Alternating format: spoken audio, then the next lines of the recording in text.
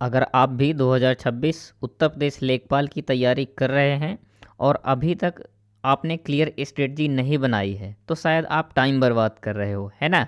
और इस वीडियो के बाद आपको क्लियर रोड मैप मिल जाएगा, क्योंकि एग्ज़ाम कोडर आपके लिए लाया है यूपी लेखपाल 2026 द अल्टीमेट सक्सेस प्लान, है ना। तो उम्मीद है आप लास्ट तक वीडियो को वॉच करेंगे और अपनी सफलता को सुनिश्चित करेंगे। तो देखिए दोस्तों, सिंपल सी बात है, मैं सिर्फ आपको इतना बताना चाहता हूँ कि आप किस डायरेक्शन में अभी पढ़ रहे हैं और आपको किस डायरेक्शन पे जाना चाहिए, है ना। क्या रोड मैप होना चाहिए और क्या स्ट्रेटजी होनी चाहिए, उस पर हम आज बात करने वाले हैं। तो देखो, सबसे पहले आप ये समझिए कि मैं टोटल 120 डेज़ का प्लान लेके आया हूँ, है ना। 120 डेज़, ठीक है, बिल्कुल अचूक है ये। तो देखो, सबसे पहले जो सबसे इम्पॉर्टेंट होता है किसी भी एग्ज़ाम को क्रैक करने के लिए, है ना, तो देखिए सबसे पहले आपको सिलेबस क्लियर होना चाहिए एकदम, है ना, और उसके पैटर्न से एकदम रूबरू होना चाहिए। फिर इसके बाद देखिए क्या होता है, जैसे कुछ एक्सपर्ट टिप होती हैं, जैसे एरर सॉल्यूशन मेथड, है ना। जैसे मान लीजिए कोई समस्या हो रही है आपको किसी भी तरीके से, तो आप अपने एक्सपर्ट से राय ले सकते हैं, ऐसे कुछ, है ना। फिर इसके बाद देखो क्या है, तो सबसे पहले आप सभी को पता होगा कि वैकेंसीज़ कितनी हैं, ये ऑलरेडी मैंने यूपी लेखपाल के नोटिफिकेशन में कवर करा रखा है ना। तो देखो, फिर भी से एक बार हम देख लेते हैं। 7,994 वैकेंसीज हैं, जो कि कैटेगरी वाइज भी हैं, आप देख सकते हैं, है ना। और देखो ये इसका रोल क्या होता है, तो रेवेन्यू अकाउंटेंट के रूप में ये काम करते हैं जितने भी राजस्व लेखपाल होते हैं। और सबसे बड़ी बात क्या है कि इसके लिए शैक्षणिक योग्यता क्या होना चाहिए, है ना। ये तो सबको पता है कि क्या होना चाहिए, मिनिमम 12th पास होना चाहिए, है ना। और क्या होना चाहिए, 12th पास के साथ उत्तर प्रदेश पीईटी का एग्ज़ाम क्वालिफाई होना चाहिए, है ना। कौन सा, पीईटी 2025। और देखो इसमें एज क्या होती है, तो सबको पता होगा 18 से 40, और क्वालिफिकेशंस क्या होती है, तो 12th पास, है ना। तो देखो सबसे बड़ी बात क्या है, कुछ लोगों का डाउट है और कुछ लोग तो पर्सनल मैसेज भी किए थे कि क्या सर इसमें इंटरव्यू होगा। तो बिल्कुल लेखपाल के लिए मतलब कोई भी साक्षात्कार नहीं होता है, ठीक है, सिंपल सी बात है, इसमें कोई इंटरव्यू नहीं है। आप इस डाउट से बिल्कुल बाहर आ जाइए, है ना। इसमें क्या है, सिंगल एक रिटन एग्ज़ाम है, कोई इंटरव्यू नहीं है, फिर सीधा डॉक्यूमेंट वेरिफिकेशन और आपके हाथ में ज्वाइनिंग लेटर, ठीक है। तो देखो अब क्या है, क्या परीक्षा में माइनस मार्किंग है या नहीं, ये दोस्तों कई लोगों का सबसे बड़ा डाउट है माइनस मार्किंग का, है ना। तो देखो आप यहाँ से समझ सकते हैं कि टोटल क्वेश्चन रहेंगे 100 और टाइम रहेगा 2 आवर्स का, है ना। और इसके बाद देखो क्या है, माइनस मार्किंग के लिए यस 1/4, है ना, यानी कि 0.25 पर क्वेश्चन पर क्या होंगे, डिडक्ट होंगे, यानी कि आपके कटेंगे। तो माइनस मार्किंग दोस्तों बिल्कुल है ना। तो इस बात को आप याद रखिएगा। और इसके बाद देखो अब क्या है, तो पैटर्न में सबसे अधिक किस विषय का वेटेज है, ये तो बिल्कुल आपको अच्छी तरह से पता होना चाहिए, है ना। और इस बार तो देखो सबसे बड़ी बात है कि यूपी लेखपाल में जो यूपी स्पेशल है, यूपी स्पेशल, है ना, वो कितने मार्क्स का है, तो 20 मार्क्स का है। तो देखो एक बड़ा वेटेज कवर करता है यूपी लेखपाल के लिए यूपी, है ना, यूपी स्पेशल। और देखो यहाँ से क्लियर रोड मैप क्या है कि देखो यूपी जीके के 20 मार्क्स, और ऐसे ही कंप्यूटर के 15 मार्क्स, सामान्य हिंदी 10 मार्क्स, और डीआई एंड एनवायरनमेंट से कितने, 10 मार्क्स। तो देखो ये तो आपके एकदम ज़बरदस्त मार्क्स यहाँ से ही बन रहे हैं, है ना। तो इन्हें आप एकदम क्लियर कट करके जाइएगा।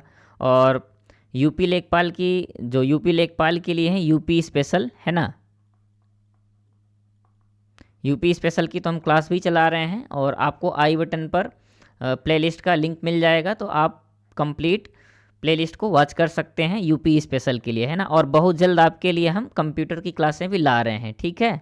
तो आप बिल्कुल बिना चिंता के आप तैयारी कीजिए, है ना, कोई दिक्कत नहीं है। फिर देखो क्या है, सिलेबस को कितने टाइम पर क्या करना चाहिए, यानी कि कितना डेडिकेशन के साथ हमें सिलेबस को कवर करना चाहिए, है ना। तो देखो फर्स्ट फेज में 3 डेज, और इसके बाद सेकेंड फेज में 5 डेज, है ना, यानी कि टोटल क्लासों के लिए 17 डेज में आपको क्या करना है, पूरा सिलेबस कवर करना है। और इसके बाद क्या करना है, आपको जो लास्ट के 50 डेज बचेंगे, तो उसमें क्या करना है आपको, ESM, है ना, एरर सॉल्यूशन मेथड, ये आपको क्या करना है, इसके साथ आपको प्रैक्टिस करना है। और फिर देखो क्या है, अप्रैल से आपको पूरा क्या टारगेट बनाना है कि आपको मॉक टेस्ट वगैरह एकदम अच्छे से करना है। अब देखो ये जो ESM आप अभी आपने सुना, ESM एरर सॉल्यूशन मेथड, ये क्या है दोस्तों? तो देखो इसमें क्या होता है कि आप सबसे पहले क्या करेंगे, टेस्ट देंगे। टेस्ट में आप देखेंगे जहाँ जहाँ से आप जिस सब्जेक्ट में इनकरेक्ट कर रहे हैं उन टॉपिक्स को क्या करेंगे, राइट करेंगे, है ना। और उन टॉपिक्स के स्पेशल उन एरियाज़ को नोट करेंगे जहाँ पर आप ज़्यादा वीक हैं, है ना। और फिर क्या है, तो इसके लिए आपको जैसे मान लीजिए कि जिस एरिया में आप, जैसे मान लीजिए परसेंटेज का है कोई एक टाइप है, तो उसमें आप लैग कर रहे हैं, यानी कि आपको समस्या हो रही है, तो उसे आप कंप्लीट कीजिए वीडियो से, क्लासों से, जैसे भी हो, है ना। और अपनी जो त्रुटियां हैं उन्हें सफलता में बदलो। तो ये रहेगा आपका ESM मेथड, है ना। इसके बाद देखो क्या है, तो देखो आप सभी को पता है कि ग्रामीण समाज से है, यानी कि लेखपाल को क्या है, ग्रामीण से जुड़े रहना है। तो थोड़ा सा ये बीघा, हेक्टेयर और ये एकड़, इन सभी के बारे में थोड़ा सा नॉलेज अच्छा होना चाहिए, और पंचायती राज पर फोकस थोड़ा सा अच्छा होना चाहिए, है ना। और देखो इसमें जो ग्रामीण समाज से है तो 5 मार्क्स का वेटेज भी है, तो इसके लिए थोड़ा सा इम्पॉर्टेंट हो जाता है कि आप इस सबको अच्छे से कवर करके रहें, है ना।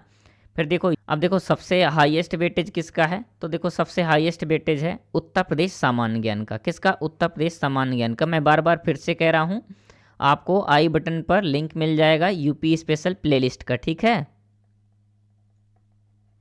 यूपी स्पेशल प्लेलिस्ट का। तो आप पूरी प्लेलिस्ट को वॉच कर सकते हैं। और देखिए जिसमें संस्कृति, यानी कि उत्तर प्रदेश की संस्कृति, नदियाँ, योजनाएं, है ना, इन सबको आप अच्छी तरह से कवर कर लीजिएगा।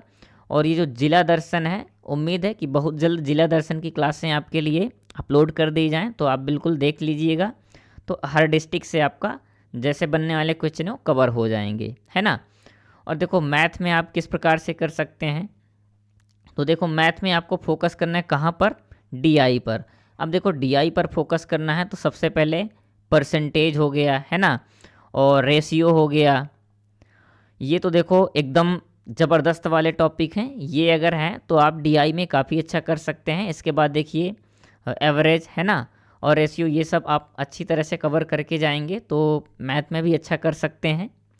और सबसे पहले सीधी सी बात है यहाँ पर कि भाषा कौन सी सीखनी अनिवार्य है, तो देखिए ऐसा कुछ नहीं है। आपको देखो उत्तर प्रदेश की पहली भाषा कौन सी है, आप सभी को पता होगा कौन सी है, हिंदी, है ना। और मैक्सिमम मतलब जगह पर क्या है, हिंदी यूज होती है। हालांकि उत्तर प्रदेश की दूसरी लैंग्वेज कौन सी है, उर्दू है। कौन सी है? उर्दू, सभी को पता होगा। तो देखो हिंदी एग्ज़ाम में भी आनी है, और सबको पता है कि उत्तर प्रदेश हिंदी भाषिक राज्य है, तो हिंदी तो देखो कंपलसरी है ना। और हिंदी में भी देखो वेटेज भी 10 मार्क्स का है, तो उम्मीद है कि आप हिंदी भी अच्छे से करके जाएंगे, है ना। फिर देखो संधि, समास, मुहावरे, है ना, और व्याकरण की शब्दावलियाँ, इनमें सब में आप थोड़ा सा अच्छे से फोकस करके पढ़ लीजिएगा तो हो जाएगा। फिर इसके बाद देखो क्या है, अब लेखपाल के लिए कंप्यूटर ज्ञान आवश्यक है। अभी तक कुछ लोगों का डाउट था कि क्या इसमें CCC यानी कि CCC course on computer concept अनिवार्य है। तो दोस्तों ऐसा तो कुछ नहीं है, है ना। यानी कि कंप्यूटर का नॉलेज तो होना आपको ज़रूरी है, क्योंकि देखो 15 मार्क्स भी कैरी कर रहा है कंप्यूटर, है ना। और देखो ये मेन टॉपिक रहेंगे। कोर टॉपिक कौन सा? MS ऑफिस, साइबर सिक्योरिटी, और अब तो देखो AI भी काफ़ी अच्छे तरीके से पूछा जाएगा, तो आप बिल्कुल AI भी पढ़ के जाएंगे। और AI के साथ साथ जैसे सोशल मीडिया से हो गया, है ना, सोशल मीडिया हो गया, और ई कामर्स से भी क्वेश्चन बनेंगे। तो दोस्तों आप ये सब कोर एरियाज़ को कवर करके जाएंगे, और टेंशन ना लीजिए, बिल्कुल बहुत जल्द आपके लिए कंप्यूटर स्पेशल क्लास भी आ जाएगी, ठीक है।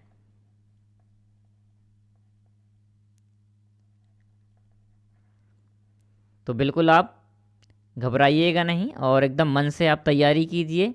और देखिए अब जैसे चयनित होने के बाद लेखपाल की वेतन सीमा क्या रहती है, तो देखो सबको पता होगा, ये मैंने नोटिफिकेशन में कवर करवा रखा था कि 21,700 से 69,100 रुपये होती है। अब देखो इसमें ग्रोथ क्या क्या है, तो देखो आप लेखपाल से रेवेन्यू इंस्पेक्टर बन सकते हैं, है ना, राजस्व निरीक्षक तक जा सकते हैं। और ये देखो एक प्रतिष्ठित ग्रुप C की पोस्ट है ना। तो आप इस बार जी जान लगाकर एकदम तैयारी कीजिए, कोई दिक्कत नहीं है, और सबका होगा, उम्मीद है। देखिए इसके लिए एक सबसे बड़ा बॉन्डेज कौन सा है, UP SSSC PET, है ना। अब देखो इसमें कुछ बच्चे कह रहे थे कि सेफ स्कोर 60 है, कुछ कह रहे थे 80 से मतलब 80 है, 80 प्लस, तो देखो मेरा मानना है कि जिसके 80 प्लस हैं परसेंटाइल वो भैया सेफ़ है ना, हर हालत में वो सेफ़ है, इसमें कोई दुराव नहीं है, ये तो ठीक है। इसके बाद देखिए अब सिंपल सी बात है, आज से यानी कि 25 जनवरी